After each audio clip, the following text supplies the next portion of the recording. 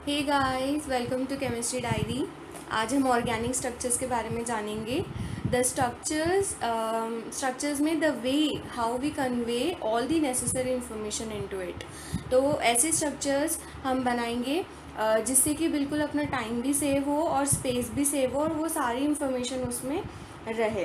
तो organic structure बहुत ही basic topic है और मैंने ये क्लेडन में से लिए, मैंने वो टॉपिक रेफ़र किया क्लेडन में से जो सेकेंड एडिशन की बुक है, और मैं ये वीडियो बना रही हूँ। ठीक है गाइज, और फिर आगे से मैं ऐसी ही वीडियोस बनाऊँगी कि क्या क्लेडन की बुक में से मैं सारे टॉपिक्स रेफ़र करके मैं वीडियोस बनाऊँगी। ठीक है, अगर जिनके पास ये बुक अवेलेबल नहीं हो तो वो मेरे वीडियोस को देखकर अच्छे से समझ पाएगा कि क्लेडन में क्या क्या टॉपिक्स हैं और उनमें क्या क्या इन्फॉर्मेशन हमें दी गई है। तो आइए शुरू करते हैं टॉपिक के बारे में। देखिए, पीरियोडिक टेबल में करीबन 100 एलिमेंट्स हैं, राइट। और कुछ मॉलिक्यूल्स आपको पता है 100 एटम्स से भी बनते हैं, मतलब इतनी ह्यूज एटम्स से भी एक मॉलिक्यूल बनाया जाता है। जैसे कि फॉर द एग्जांपल यहाँ पे पैलीटॉक्सिन जो है वो आइसोलेट हुआ था 1971 में फ्रॉम लीमू मेक ओहेन। ये एक तरीके का एनिमल है जिनसे पैलीटॉक्सिन बना है। ठीक है, पैलीटॉक्सिन क्रिएट होता है और ये बहुत ही potential anti cancer activity perform करता है। ठीक है, एंड पैलीटॉक्सिन के स्ट्रक्चर में 129 कार्बन एटम्स हैं, 221 हाइड्रोजन एटम्स है, 54 ऑक्सीजन और 3 नाइट्रोजन एटम्स है। ये बहुत ही ज़्यादा बड़ा स्ट्रक्चर है पैलीटॉक्सिन। मैं आपको बताती हूँ बुक में इसका स्ट्रक्चर। देखिए, ये हमारा पैलीटॉक्सिन का स्ट्रक्चर है, बहुत ही ह्यूज स्ट्रक्चर है। तो मैं किसी और बुक पे नहीं बना पाई, तो मैं डायरेक्टली आपको टेक्स्ट बुक में बता देती हूँ कि क्लेडन की बुक है एंड ये पैलीटॉक्सिन का स्ट्रक्चर है। ठीक है, और पैलीटॉक्सिन एक इतना टॉक्सिक कंपाउंड है, अगर हम 0.15 माइक्रोग्राम्स भी किसी की बॉडी में यूज़ करेंगे तो वो डेथ कॉज होगा।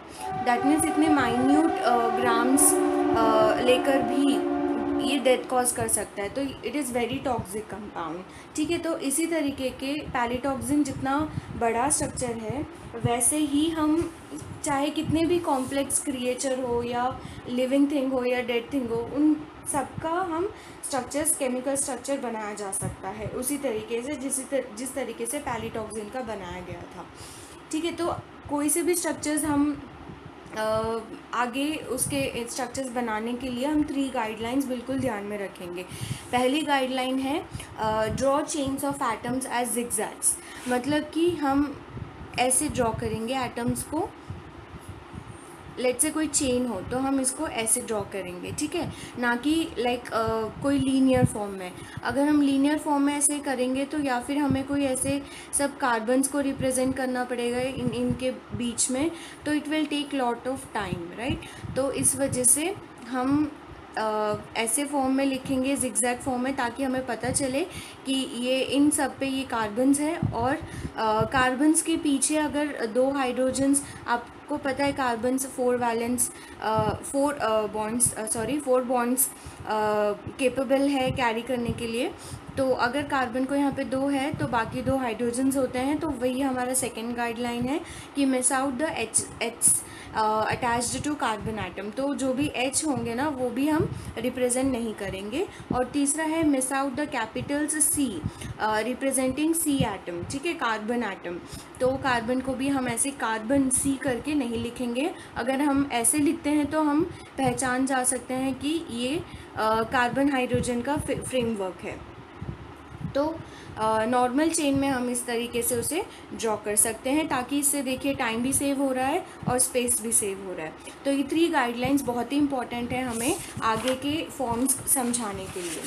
तो mainly 3 forms of organic structures होते हैं, चेन फॉर्म, रिंग फॉर्म और तीसरा है ब्रांच फॉर्म। तो चेन फॉर्म शुरू करते हैं पहले।